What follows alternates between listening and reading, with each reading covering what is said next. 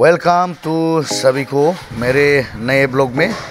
तो हम लोग अभी जा रहा है फुटबॉल मैच देखने के लिए।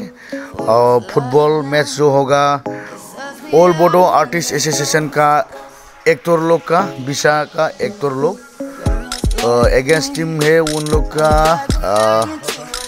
Goreshwar town club. तो हम लोग वही खेल देखने के लिए जा रहा है। तो वहाँ में हम लोग का बोडो प्रोफेशनल आर्टिस्ट लोग बहुत आएगा। तो वहाँ हम लोग जाके वीडियो में दिखाते रहेगा।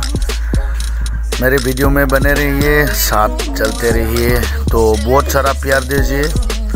तो चलो फुटबॉल मैच देखने के लिए। तो हम कार ड्राइव कर रहे हैं, तो साथ चलो।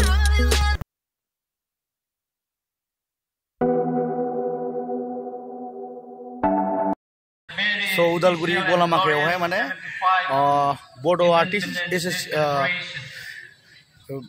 आर्टिस्ट एसोसिएशननि बा बिसानि माखासे एक्टरफोरा गेलेगोन लोगोसे भार्सेस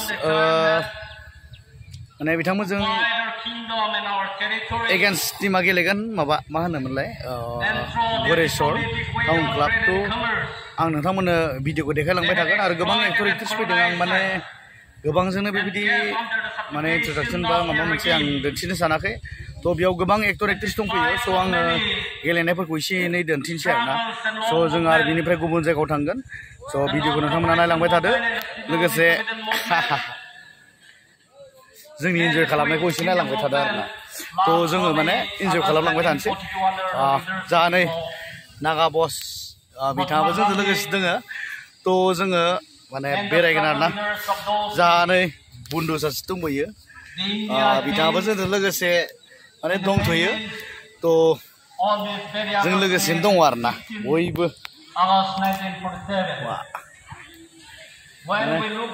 गारिया जासाबबाय आरोना ओरैबायदि। तो प्लेग्राउन्डआ बैजों आरोना। तो आं दसे उनाव माने गेमा स्टार्ट जायोब्ला माने भिडिअखौ दिन्थिलांबाय थानोसै आरोना। हाहा नङा होमबा? माने आं दायो आगै इलिसा जोंहा बर'लेण्डनि गोदानै जाखांफुनाय सासे मुंदांखा मेथाइ खनगिरि जोंहा आगै इलिसाखौ आं लोगो मोनबाय। तो बिथांमोना गारि पार्किं खालामबाय थादों आरोना। स' बिथांमोनखौ आं एसे उसुबिदा खालामनाय जाबाय। माने गारिखौ एसे साइड खालामदो, जोंबो ओंखारलांनांगौ होनना आरोना। तो आगै इलिसाया मा बुङो आरोना? बयखौबो हेपि इन्डिपेन्डेन्स डे आरो आदानि चेनेलनि गोमसार दैमारि ब्लग बयबो आदानि चेनेलखौ साबस्क्राइब खालामदो। तो आगैनिसिम थेंक इउ। लोगो मोनबाय आरो लोगो मोनबाय थागोन नेक्स्ट टाइम बेबायदिनो। तो गोजोन्थों दे बाय बाय। जोंहा आं दायो माने लोगो मोनदों फंबाय हेन्डसामफोरखौ। माने गार्लफ्रेन्ड गैजायै, गोसथोनो रोङि बालन्दा जानो नागिरग्रा गोजा आरो बिसोरो बालन्दा जानो नागिरग्रा। तो बिसोरो माने बिसोरबो बल खेला नायफैदों आरोना। तो फुटबल खेलाखौ बिथांमोनाबो माने गलामाखायाव नायनो फैदों आरो। तो एसे गोजानानो आलासि महरै फैदों बिसोरबो। तो सिख्लाफोरजों रायज्लायनो रोङा बिसोरो, दुंगा जानो नागिरदों आरो बिसोरो। बाथरबा बिसोरसो अन्थाइ।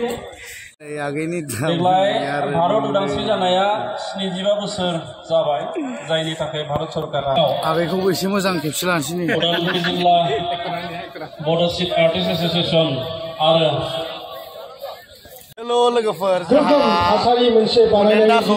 मुले मुन्दुखौ लोगो मोनदों। जि हाबाफारि जानाय मुले मुन्दुखौ लोगो मोनदों। जों बिटिआरनि जानानै गलामाखा उदालगुरि माने बेवहाय बड' गोबां गोदान मोनसे थासारि सोमजिहोनो थाखाय बादायलायनायावहाय लोगो मोनदों आरोना।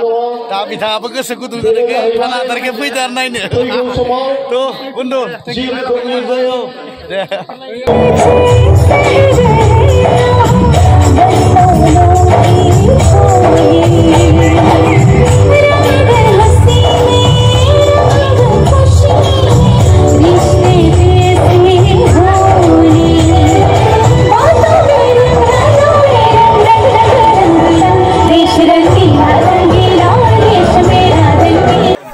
नितामनिजों आरो इलिसाफोरजों माने मेथाइखौ खनखांबाय आरोना। तो एक्टर एक्ट्रिसाव नै मिन्थि आरो राजिब आरो गोबां बेबायदिनो एक्टर एक्ट्रिसफोरा जिरायना दं आरोना तो एक्टर एक्ट्रिसफोरखौ नाहरदो एसे ना तो नै बर'नि मुंदांखा एक्टर राजिब आरो मिन्थि नार्जारि तो बिथांमोनखौ बरायबाय आलासि बरायनाय हाबाफारि लादों आरोना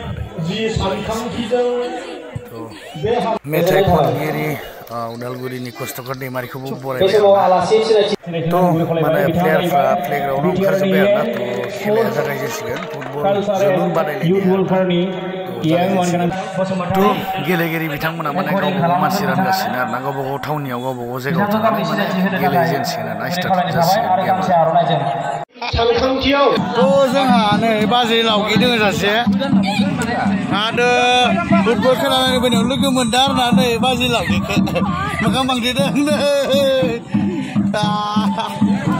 तो बाजै लावगिया नै कामान्डु जालायबावबाय आरोना तो मोखां नुवाबाबो फुटेजखौ एसे होनसै माने एसे सिनायना लादो मोदोमै सेहेराहै एसे खावख्लाबसेखौथ' नुबाय आरोना ओरैबायदि नुयो बाजैनि मोखांखौ तुतुलिमोना खारलांदों नै नै नै नै नै तो जों फुटबल प्लेग्राउन्डनिफ्राय माने गारिया बहुत गारि जादों नालाय तो जोङो पार्किंनि प्लेस मोनैलाय तो गारिया गोबांनिफ्राय गोबां बांसिन जायोब्ला माने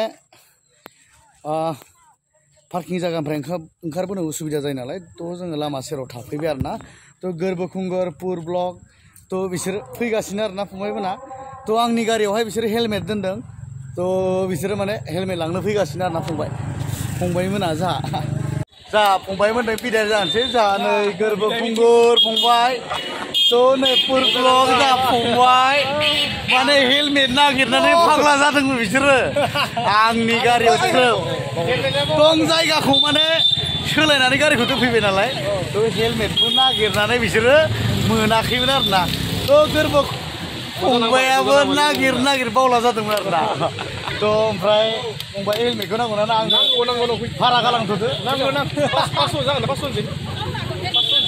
आं बियाखै आंसो भारा होनांगोन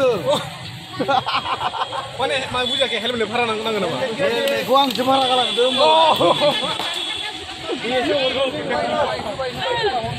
जेबो नङा एसे दोलानै तो फंबायमोना माने बिदाय जासिगोन एसे गोजानमोन नालाय जा गोरबो फंबायमोना जोंनि गारिनिफ्राय हेलमेटखौ दिहुनना लाबाय आरोना तो नै हेलमेटआ खर' जाजोब्बाय तो बिसोरो बिदाय लासिगोन जा पुर ब्लकनि फंबाय गोरबोखुंगुर फंबाय तो बिसोरो थांसिन आरोना तो बिथांनि बन्धु इउटुब चेनेल दं नामा बेहा तो बिथाङाबो नै लोगोसेनो माने थांसिन आरोना बन्धु माबा फंबायमोन बिदाय दिनै जाखो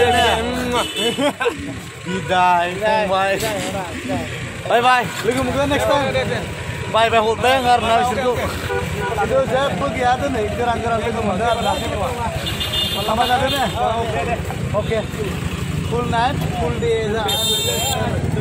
फुल डे 5 डे उनिक जालांदो बाय थांबाय तो थांसिन बिसोर आरोना जोंहा नै लान्थि लुन्था लोगोफ्रा माने थांसिन आरोना नै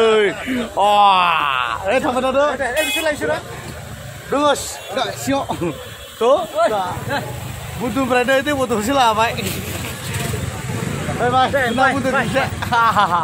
बाय टाटा साबस्क्राइब खालामना होबानो जाबाय लोगोफोर बांसिननिफ्राय बांसिन मोजां मोनथों आं बेखौ कामना खालामो आरो अके थेंक इउ दे तो जाहा नै बानाय बेबो ब्लग बानायबाय थादों ब्लगार गासैबो बेबो ब्लगार तो नोंनि नामा मा नाममोन आंनि चेनेलनि नामा निगास नार्जारि अनसायगोन सापर्ट खालामगोन आरो साबस्क्राइब खालामगोन आरो आदानि चेनेलखौबो आमाइनि चेनेलखौबो साबस्क्राइब खालामनानै आमाइलै आमाइ बांसिननिफ्राय बांसिन शेयार खालाम साबस्क्राइब खालाम आरो पुरा धमाका आरोना बिथां आमाइनिबो चेनेल दङ बे आमाइनि चेनेलखौ साबस्क्राइब खालामदो आरो शेयार खालामदो तो जाहा बानायनि चेनेलखौबो सापर्ट खालामदो निगास नार्जारि तो आंनिया गोमसार दैमारि ब्लग आमाइनिया गोमसार दैमारि ब्लग बिनिखौ सापर्ट खालामदो आरोना ठीक আছে आमाइजों थांसै होमबा तो बाय लोगो मोनफिनगोन बाय तो बाय लोगोफोर मेगन मिसिमनानै निमाहा बिनाय थाबाय माने आं जोख्रुबलायनायखौ दिन्थिनो हायासै मानोना जों गुबुनाव बेरायनो दंबावो आरोना लोगोफोर